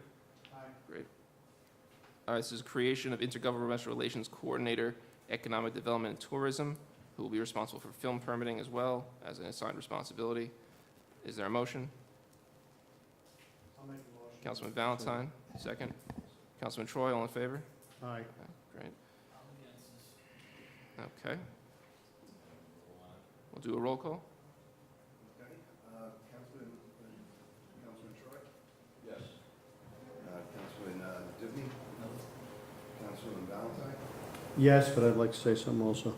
I think this is important because we moved the filming from the town clerk's office, where it was a little hard for them to handle, over to the police department. Now it's growing so big that the police, either we're going to have to hire another officer or someone in the police department to handle it. Instead, it's going to roll over to the supervisor's department, with always having insight from the police department and the town clerk's office and the building department. So it would be the best department to handle the filming. Plus, when he's not on filming, he can also work on other things like economic development with IRG out there and other properties in town, and downtown Pearl River needing some revitalization. I think this is a good thing, and I support it. I'll say yes also. This is something that I proposed during the campaign. I think it's a great thing to have someone focused on. We'll be the first municipality with someone focused in Rockland County on economic growth. And that's how we're going to save Orangetown and make sure it's preserved for our kids, is by making sure we focus on growing the tax base on the commercial side and make sure businesses are actually moving in and staying here so that taxes don't go up and drive all the residents out. I think this, especially with this position having already been paid for by the increase in revenue of film permitting, having this person out there and recruiting filming on town properties under the new film code will just jump that even more. Once you find a wave, you ride it, you don't stop riding it. So yeah, I definitely vote yes. I have to jump in. Here's the deal. It increased because it went down so much in previous years, but that level was up there a couple of years ago. It's not like all of a sudden we have this boom. It's just getting back to where it used to be. $80,000 plus the benefits that go with that, you're talking about $115,000 position. I mean, like, if you're gonna put your foot in the water, you do it slowly. You don't, I mean, it's $80,000 plus health benefits plus everything else. Right. And you could have raised those concerns during the workshop or when we talked, but wait till now is the other option. Oh, I have to run everything by you? No, but we had an opportunity to talk in front of the public in the workshop about the topic, and we could have incorporated your concerns, but instead you want to vote now at the last minute after saying no problem with it last week when we met. Listen, I've been on the board for 9 years. Vote. I don't have to push everything by you. You don't have to push get anything your by me. approval. I'm not your No, but the public would think that you would say something publicly when you Here's have the the deal. opportunity. I play my cards the way I want to play my cards, Chris. Give it a break. Number 13, resolution to accept, receive, file documents in the town clerk's office. Is there a motion? Councilman Valentine, second. Councilman Troy, all in favor? Aye. Resolution to approve DEME sewer registrations from the town attorney. Is there a motion? Councilman Valentine, second. Councilman Troy, all in favor? Aye. Approve right-of-way dedication, non-exclusive deed of easement for bus shelter at Walgreens site plan. Is there a motion? Councilman Troy, second from Councilman Valentine, all in favor? Aye. Resolution to set public hearing related to the internal subdivisions proposed code changes for August 7th at 8:05 p.m.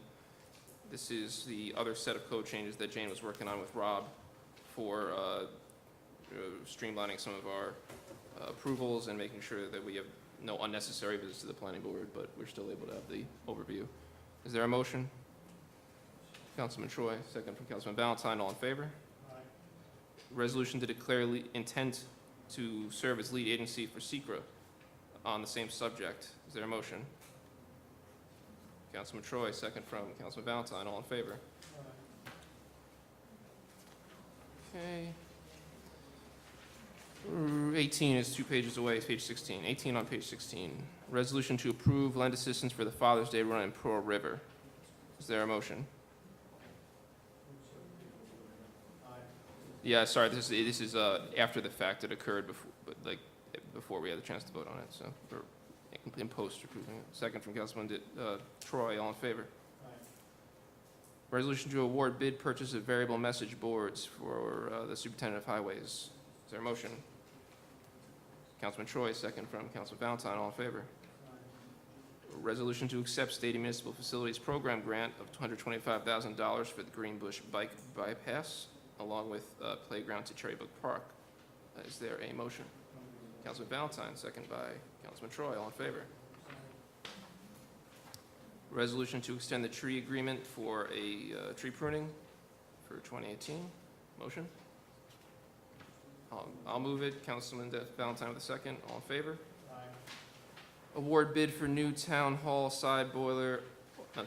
Award bid for Orangetown Town Hall new side boiler replacement came in under by $28,000. Is there a motion?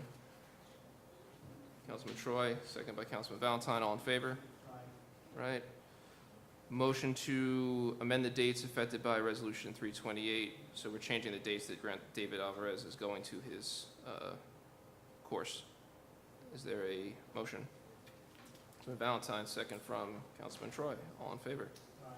Resolution to grant permission Michael Weber to attend the pre-treatment training. Motion, Valentine, second from Troy. All in favor?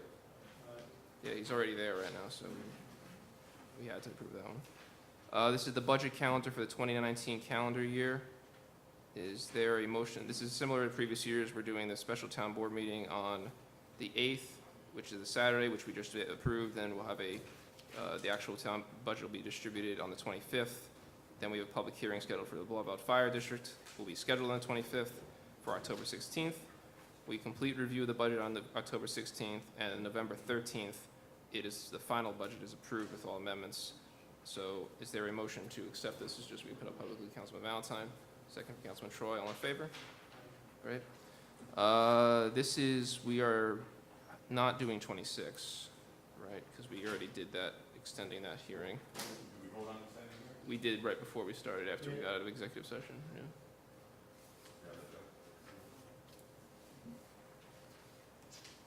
Resolution to defund or eliminate a position for the Information Services and Records Management Specialist in the Police Department. Councilman Troy with the motion, Councilman Valentine with the second. All in favor? Aye. Resolution to terminate employee number 4079, Police Department. Is there a motion? Councilman Troy, second from Councilman Valentine. All in favor? Authorizing retention of Mazer Consulting for evaluation of infrastructure upgrades related to a grant application around RPC to improve the roads around there. I'll move this one. Is there a second? All right, all in favor? Aye. Resolution to approve 2018 Stormwater Education Program Agreement from the Cornell Cooperative Extension. So moved by Councilman Troy, second from Councilman Valentine. All in favor? Resolution to approve proposal agreement for Land Use Law Center. This is going to create a downtown revitalization strategy and study for downtown Pearl River. It's $20,000. They're going to do a public meeting in September. They're going to do market studies and do everything the right way so we can figure out how we can increase foot traffic and improve the viability of the downtown Pearl River area. They were actually much cheaper than a for-profit entity would be. They're a nonprofit that do this at a discount. So do I have a motion on that one? The business, you want to move that, Tom? As downtown business owner? There we go. Move from Councilman Divine. Second, I think they're just getting hoarse over here. All in favor? Aye. Resolution to create the position of Junior Public Health Engineer and Zoning Enforcement Officer. Now, we did not have the salary set previously in this because we didn't come to an exact number on it. So we can either vote to create the position, or we can not vote to create the position and discuss the salary later on, or we can discuss the salary right now and vote on it right now. But we had a person in mind, but we haven't decided that we're actually appointing. We could wait till we have him and do it at the same time. Yeah. Okay, so we'll hold this motion, this resolution over until we've conferred with the final choice and then we'll just do both at the same time. That's fine. Then amend resolution outside council regarding literary. So we have to raise the amount of money on Carter Ledyard and Milburn. This will be the final time we raise it, thankfully, to $48,000. Is there a motion? Councilman Valentine, second from Councilman Troy. All in favor? Aye. All right. Resolution regarding GML review. So the Village of Chestnut Ridge is is not passing, sorry. They're having a public hearing on the 28th of June regarding houses of worship and their placement within residential neighborhoods. We were included in the GML review as an adjacent municipality. That's when we're told to talk about basically what a neighboring town says or village says. Our opinion is that of assuming everyone's still where they were before, we share the concerns of the planning board of the Village of Chestnut Ridge, which is that the provisions of the local law have the potential to significantly disrupt the peaceful and quiet harmony associated with single-family zoning districts and alter single-family neighborhoods and impact the quality of life of the residents of the village. The associated parking issues, noise, and traffic can severely impact the neighboring single-family dwellings. That's their intro. They went into very specific detail about the changes that should be made to this law. So we are sort of expressing our opinion that we share their opinion, hoping that the village board will take that into account during the public hearing. So is there a motion on this one? I'll make a motion. Councilman Valentine, second. Councilman Troy, all in favor? Aye. Great. Adopt a spot committee for the Bronsdorf Park in Pearl River. We had Majestic Lawn Care come in, and we ran this by, I know people, because we ran this by the Lions, we ran this by everyone who's a stakeholder in that area, or the Rotary, sorry, not the Lions.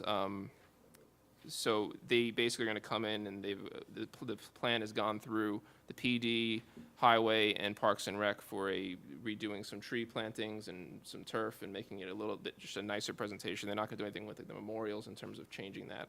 It's all about the plantings and maintenance of that space right next to the train station. They're doing it for free, which is great. So I'll move that one. Is there a second? Councilman Valentine, all in favor? Aye. Great. Finally, we have the audit. Jeff, you have your documents?